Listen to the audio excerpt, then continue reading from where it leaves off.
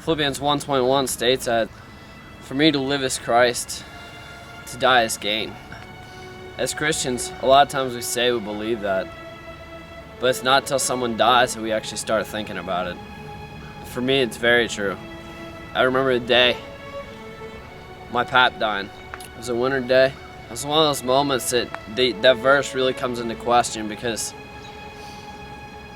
those last 5 years of his life were very difficult for our family. They were a celebration, but also a time of loss.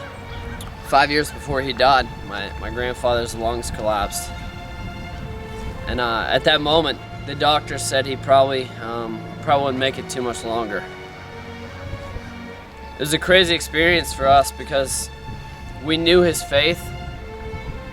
We knew what death would mean for him. We knew it would be a time of celebration, a time of healing. And then those next 5 years, he continued to fight on, even while on oxygen machines, sitting in his chair, not moving all that much.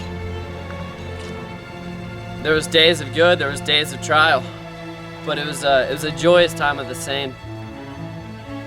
Seeing him continue to live and fight through, to be an example for his grandkids, for his own kids. It was amazing to get to know the man, to see how he could live out his faith even in those times. For 5 years, he didn't really move from his chair. One Sunday afternoon, with all the grandkids at his house, he decided to come have lunch with us. He got up from his chair, came in, took the head seat at the table, laughed, told stories like he always did. Stories of him growing up, stories of drives that he had taken, people he grew up with, work, life, the war. He was our old grandpa, back laughing and having a good time. Couldn't tell there was any pain at all. And I remember that afternoon, all the grandkids cleared out, all 8 of us. It was about 2 in the afternoon when we got the phone call. My gram called and said they were taking him to the hospital. It was weird that he was able to eat with us that day, spend time with us, but then right after that, he waited till the last grandkid cleared out. Took him to the hospital. That night, about midnight, my dad got the phone call to come down to the hospital. And it was when all the kids showed up, and then my pap's best friend showed up in the room. And he said, "Ike, I'm here." As he said those words, "Ike, I'm here," my pap took his final breath. In that moment, we knew without a doubt that he was at a better place. We knew without a doubt he was celebrating. He was with his Savior. He was breathing on his own. He was in eternity. Now we go back to for me to live as Christ, to die as gain. Those final 5 years literally were him living Christ, him being an example. And then in his death, it was gain. In his death, it was his healing, his beginning. It was like he knew that that was going to be his final moments.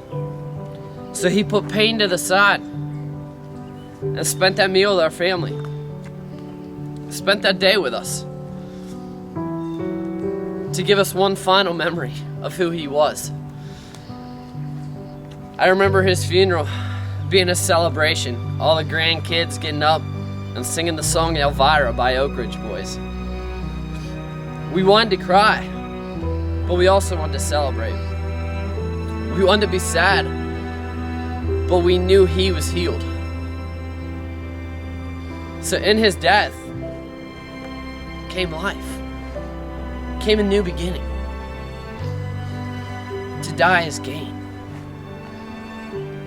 We have that hope because of what Christ did for us.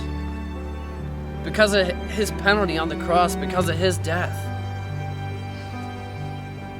It's almost like the irony of the Easter week. Through his pain comes our healing. Through his death comes our life. He takes the pain away. When you look at how Christ said before he went into Jerusalem, I'm going here to die. I'm going here to give my life for you. He knew that day was coming. There was no question about it. He knew that's what he was called to. So in that final week in Jerusalem, he spent the time with those he cared. He spent time teaching. He spent time healing. Broke bread with his disciples. And then spent his final moments in prayer with his Father.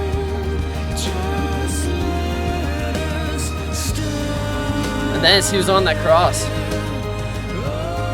even then, his final words had so much meaning.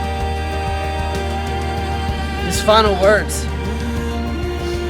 it is finished. Declaring that there's hope. Declaring that there's a future. Declaring that there's life. And then 3 days later, he conquered the grave. 3 days later, he rose. So now we can have that hope of heaven. We can have that hope of eternity. His final words, it is finished, have so much more meaning. And you realize that it's not the end. It's only the beginning. Because of Easter, Christ has risen. He's conquered the grave, and he offers us life. He offers us healing. All through his love.